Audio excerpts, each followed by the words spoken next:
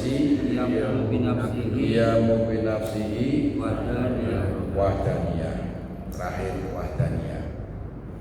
Sifat salbiyah itu sifat yang menolak sesuatu yang tidak layak bagi Allah, namanya sifat salbiyah. Dan itu menjadi kriteria Tuhan. Kalau Tuhan nggak punya kriteria 5 itu, jangan dijadikan Tuhan, pasti salah. Yang pertama qidam. Yang namanya Tuhan harus terdahulu, harus tiada permulaan. Kalau ada permulaannya, pasti bukan Tuhan. Selain Allah, semua punya permulaan. Kita ada permulaannya enggak? Ada. Dulu kita enggak ada. Dilahirkan baru ada. Berarti ada permulaan. Gitu. Matahari ada permulaan. Sebelum diciptakan enggak ada matahari. Gitu. Nah, jadi ini menolak semua Tuhan yang baru-baru, yang baru dibikin, yang baru lahir, semua udah gugur semua ini. Dari sifat kita selain Allah gugur, karena nggak ada yang selain Allah yang nggak ada permulaan, itu nggak ada, hanya Allah saja. Yang kedua, bakok. Tuhan itu harus kekal. Ada Tuhan pakai berubah, ada Tuhan pakai mati. Ya pasti bukan Tuhan. Masa Tuhan mati? Fir'aun dianggap sebagai Tuhan, mati. Begitu Tuhannya mati, lebih mana? Sedangkan yang menuhankan masih ada, Tuhannya mati. Ya. Sehingga ada Tuhan yang musnah, itu gugur semua. Ya kan? Nabi Isa mati apa enggak? Mati. Walaupun sekarang baru diangkat ke langit, nanti turun di akhir zaman yang akan membunuh Dajjal. Terus setelah itu mati. Sebelum kiamat juga udah mati. Gitu. Jadi yang menuhankan Nabi Isa ketiga apa? Mukhalafatul awadis, harus berbeda dengan makhluk, dengan yang baru, berbeda dengan ciptaan. Yang menciptakan pasti nggak sama dengan yang diciptakan, tak pasti. Gitu. Makhluk makan, kok ada Tuhan kok perlu makan, berarti bukan Tuhan. Tuhan kok pakai kalau nggak makan lapar, berarti Tuhan masih tergantung, ada ketergantungan dengan makanan. Nabi Isa makan apa enggak? Makan. Untuk membatalkan Maryam, Isa, membatalkan bagi mereka yang menghadap Tuhan batal. Al-Quran jelasinnya karena yakula min ta'am, karena ada siapa Maryam dan Isa yakulani, dua-duanya makan atau pada makanan, gugur kan? Gugur. Karena dia berarti sama dengan makhluk yang lain, butuh makan. Itu harus mukhalafatul wajis. Tuhan harus nggak tidur, Tuhan nggak ngantuk. Nah Tuhan ngantuk, nyender lagi, gagal. Kalau manusia ngantuk, Wajar. Karena bukan Tuhan. Kalau Tuhan terus la ta'khudhuhu sinatu wala naum. La ta'khudhuhu tidak mengena kepada Tuhan, kepada Allah apa? Sinatun, ngantuk, wala naum, dan tidak tidur. Itu. Kalau manusia ya nggak apa-apa ngantuk, memang ngantuk. Memang ngantuk, obatnya apa obat ngantuk? Tidur. Diobati pakai yang lain nggak bisa. Kalau dibuat tidur baru hilang. Habis mukhalafatul hawadisi terus qiyamuhu binafsihi. Apa qiyamu nafsihi? Adanya Allah dengan sendirinya. Tidak ada yang mengadakan. Lam yalid walam yulad. Enggak dilahirkan, enggak dibikin, enggak diproduksi, enggak dicetak. Itu baru Tuhan. Tuhan udah dibikin. Ya bukan Tuhan. Itu namanya bukan qiyamuhu binafsihi, karena keberadaannya membutuhkan orang lain yang membikin. Gitu. Apapun agama-agama yang lain bikin Tuhan. Gede banget lagi. Gitu, dikasih lampu. Oh, terus tempatnya gelap. Terus lampunya warnanya hijau. Kelihatannya jadi serem gitu. Kita masuk takut bawaannya. Karena udah pasti seperti itu mesti jin itu banyak di situ. Jadi bawahnya serem.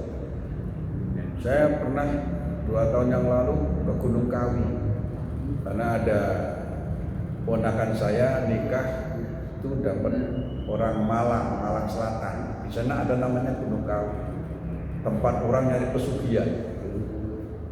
Ternyata di Gunung Kawi itu ada Islam ya ada makam Habib, makam ulama. Terus ada juga tempat orang agama Hindu, gitu di situ. Nah, yang di agama Hindu itu yang ada Tuhan yang gede banget, gitu. Itu kita lewatin situ tuh. Nah, kita liatin itu baru lihat tuh serem banget.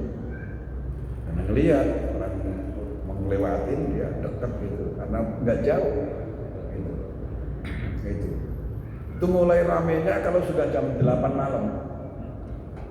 Pada berdatangan tuh. Dari mana-mana pada datang mulai jam 8 malam. Jadi kalau jam 12, jam 1, jam 2 malah rame deh. Ntar kalau mulai jam menjelang subuh pada pulang. Itu pada ada yang nyari pesugihan di sini. Saya main doang. Terus saya dikira nyari pesugihan juga. Saya udah sugih. Ya. Kemudian yang kelima wahdaniyah. Wahdaniyah apa? Tunggal atau satu-satunya. Wahdahu la syarikalah. Nah, itu. Jadi Tuhan enggak berbilang. Ada Tuhan 3. Ada 2. Ada lagi banyak. Ada Tuhan bagian mencipta, apa namanya itu? Tuhan apa namanya? Ada Tuhan bagian memelihara. Ada Tuhan bagian merusak. Masing-masing. Yang bagian nyiptain. Yang bagian melihara. Yang bagian merusak. Tuhan. Masa kuasa begitu? Kalau Allah yang menciptakan ya Allah, yang memelihara ya Allah, yang mengatur seluruhnya ya Allah, Allah pada waktunya yang mampu untuk mengkiamatkan juga Allah, satu-satunya, namanya wahdaniyah.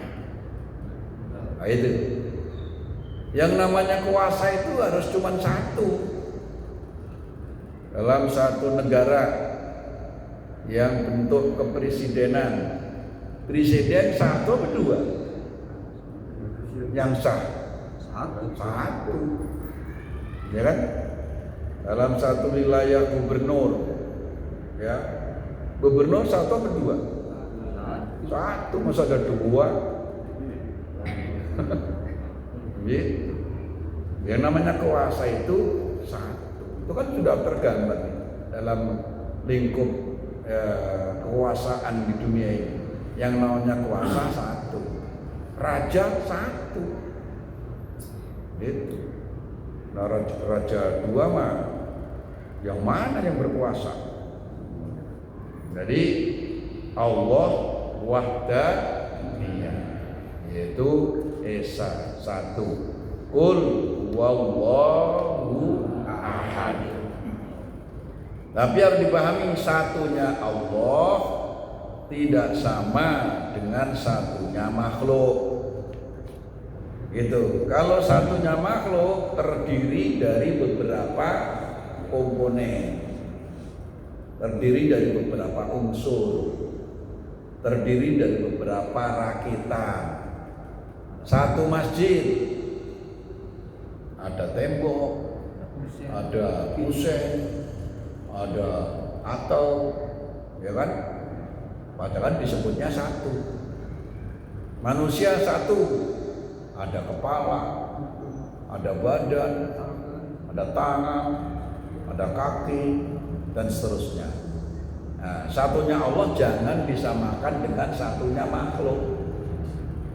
Gitu, ya.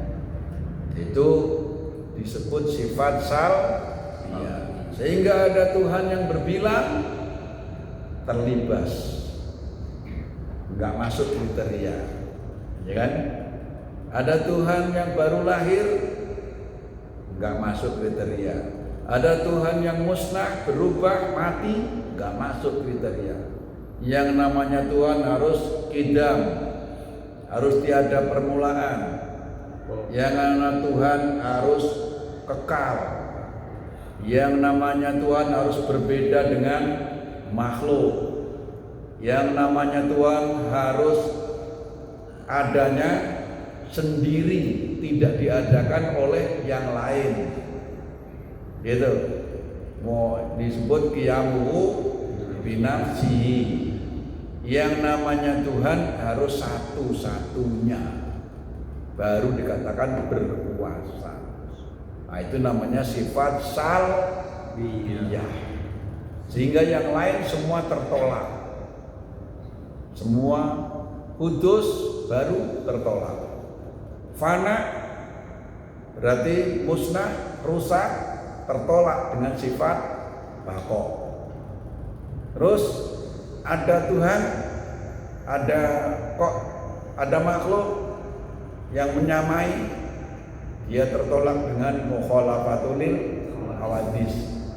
Ada Tuhan kok dibikin, dicetak, gitu, diproduksi, diperanakkan, tertolak dengan qiyamuhu binafsihi. Ada Tuhan berbilang, ada 3, 4 dan seterusnya, tertolak dengan wahdaniyah. Paham? Paham? Nah, itu kenalin Allah itu seperti itu. Allah itu qidam, baqa, mukhalafatul hawadisi, qiyamuhu binafsihi, wahdaniyah. Nah, itu. Karena itu kriteria Tuhan. Kita kenal Allah ya itu. Gitu. Nah, terus kita mengenal Allah ini di samping dengan akal, tadi itu termasuk akal. Itu namanya dalil akli. Nggak mungkin Allah baru, itu dalil akli. Nggak mungkin Tuhan kok berbilang dalil akli. Nah kemudian kita harus juga mengetahui dalil nakli, dalil Al-Qur'annya, gitu ya. Kalau kita Allah terdahulu wal awalu wal akhiru, gitu kan. Kalau Allah baqa, apa itu? Wa yabqa wajhu rabbika dzul jalali wal ikram, ya kan. Kalau mukhalafatul hawadisi laisa kamislihi syai'un, nah itu. Kalau qiyamu binafsihi apa? Kalau qiyamu binafsihi dalilnya apa? Al-Qur'an. Alladzi khalaqas samawati wal arda wa ma bainahuma fi sittati ayamin tsumma stawa 'alal arsy. Itu diantaranya mukhalafatul lil hawadis. Bukan, qiyamuhu binafsihi. Nah, qiyamuhu binafsihi. Qiyamuhu binafsihi innallaha la ghaniyyun 'anil alamin. Artinya Allah enggak butuh kepada yang lain, adanya dengan sendirinya.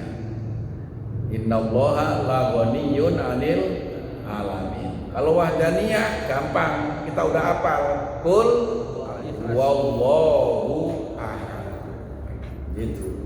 Mukhalafatul hawadisi juga bisa ya,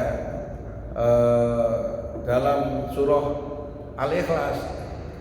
Surah Al-Ikhlas itu sifat 20 itu sebetulnya ada di situ semua. Ya. Sudah ada di situ, sudah teringkas dalam situ. Makanya kita suruh banyak baca surah Al-Ikhlas. Karena itu termasuk penjelasan tentang siapa itu Allah. Qul huwallahu ahad. Sudah ada wujud, sudah ada wahdaniyah. Ya, Allahus Samad. Allah tempat bergantungnya seluruh makhluk. Allahus Samad. Kita nggak bisa satu detik pun tanpa ketergantungan kita kepada Allah. Itu qiyamuhu ya masuk, mukhalafatul hawadisi ya masuk. Allah la yahtaju ila ghairihi. Qiyamuhu binafsi itu masuk di situ. Karena Allah nggak butuh sama yang lain. Justru semua makhluk butuh kepada Allah. Kita sekarang nih lagi duduk pada napas apa enggak? Butuh apa? Butuh udara. Yang menciptakan udara siapa? Allah. Bisa enggak kita enggak napas? Mati.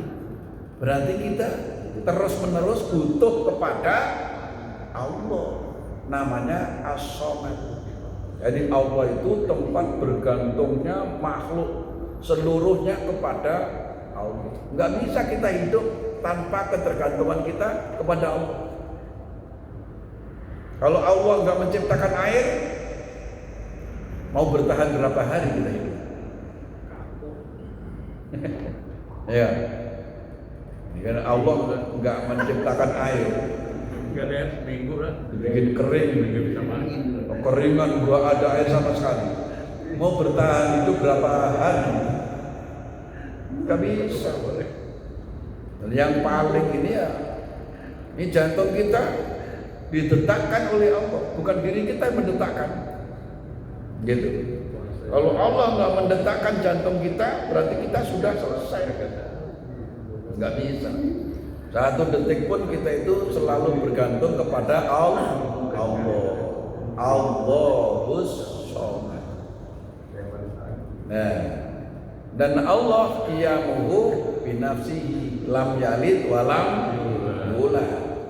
Dan Allah tidak menyerupai, tidak ada yang serupa dengannya. Mukhalafatul hawadis walam yakul lahu kufuwan ahad. Tidak ada satupun yang menyamai.